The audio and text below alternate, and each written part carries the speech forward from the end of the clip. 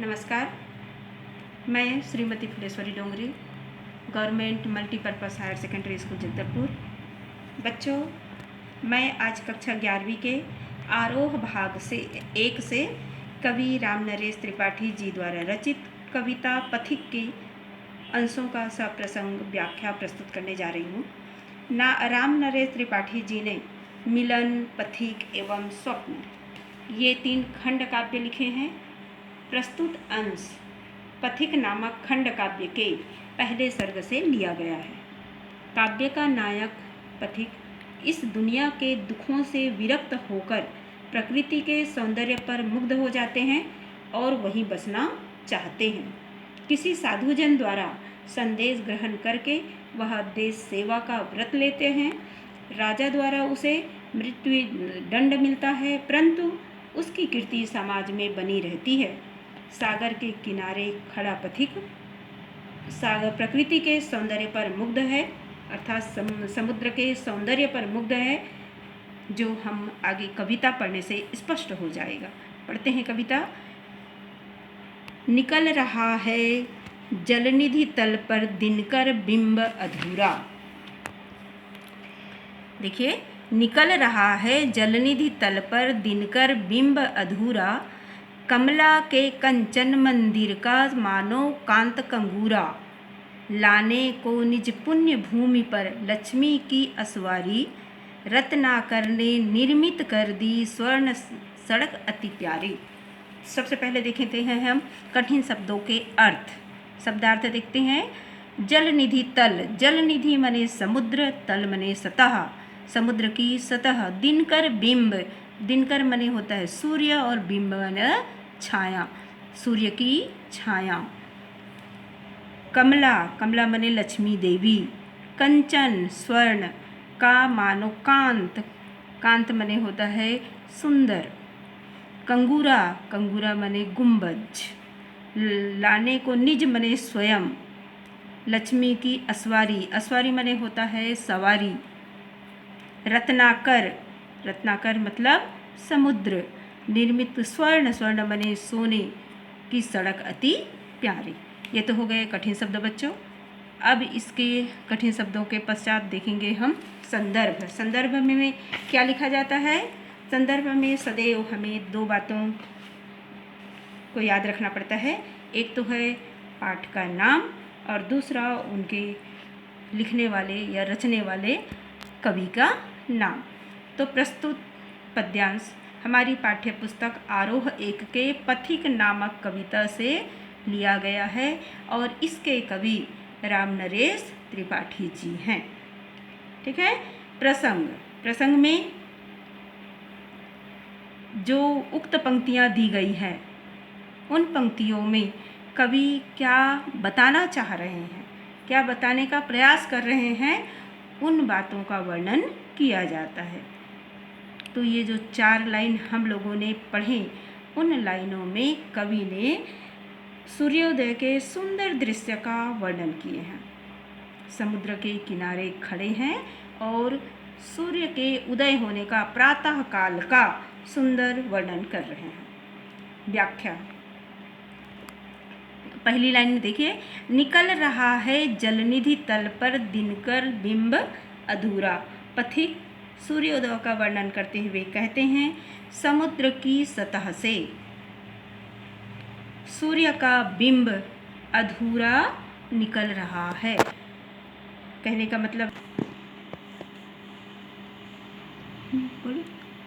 आधा सूर्य जल के अंदर है, समुद्र के जल के अंदर है, और आधा भाग सूर्य का बाहर है।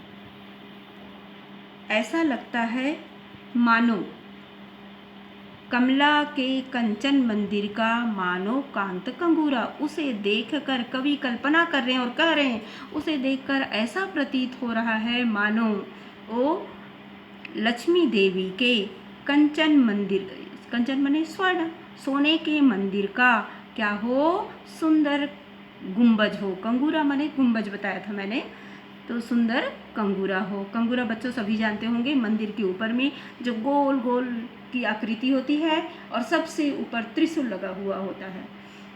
ठीक है।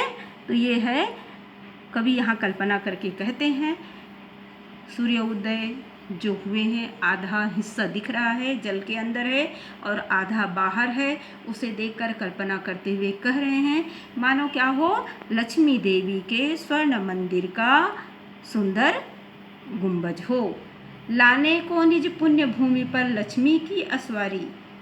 आगे कवि कहते हैं स्वयं की पुण्य भूमि पर लक्ष्मी जी की सवारी को लाने के लिए मानो रत्नाकर, रत्नाकर मने समुद्र, समुद्र ने निर्मित कर दी स्वर्ण सड़क अति प्यारी। समुद्र ने अपनी पुण्य भूमि पर लक्ष्मी जी की सवारी को लाने के लिए सुंदर सोने की सड़क बनवा दी हो।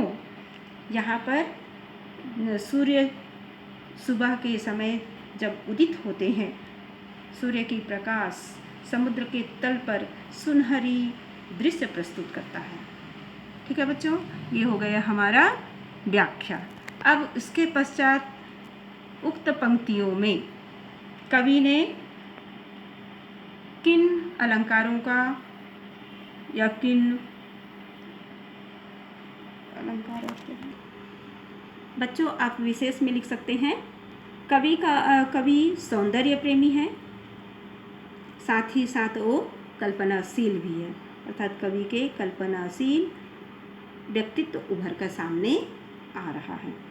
कवि ने समासिक शब्दों का बहुत सुंदर प्रयोग किए हैं, जैसे कंचन मंदिर,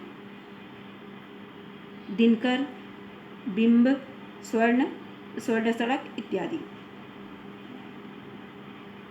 कमला के कंचन, कांत कंगूरा और स्वर्ण सड़क में अनुप्रास अलंकार है। देखिए, कमला की कंचन, कांत कंगूरा और स्वर्ण सड़क में अनुप्रास अलंकार है। तो बच्चों अनुप्रास अलंकार कहाँ होता है ये सभी जानते होंगे, जहाँ पर एक ही वर्ण की आवृत्ति बार बार हो वहाँ अनुप्रास अलंकार होता है। कमला के कंचन 3 बार हो गया, क वर्ण की आवृत्ति, इसलिए यहाँ पर कौन सा अलंकार है, अनुप्रास।